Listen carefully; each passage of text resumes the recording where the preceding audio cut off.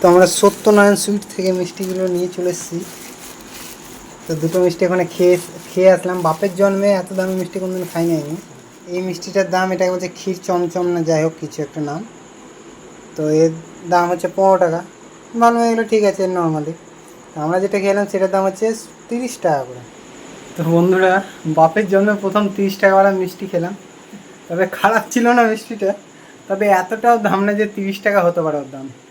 তো মিষ্টিটার ছবি যেহেতু ভিডিও তোলা আছে, ভিডিওটা অবশ্যই দিয়ে দেবো।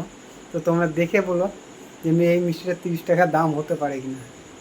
আমার তো মনে হয় যে মিষ্টি 30 টাকা দাম হতে পারে না। আমার দিয়েছে না ওই জন্য। তবে গরিব একটা যে 5 স্টার এসে খাওয়ার মানে আলাদা ব্যাপার। 5 স্টারই হয়ে গেছে আমাদের কাছে, যতই 5 স্টার হোক বা না হোক।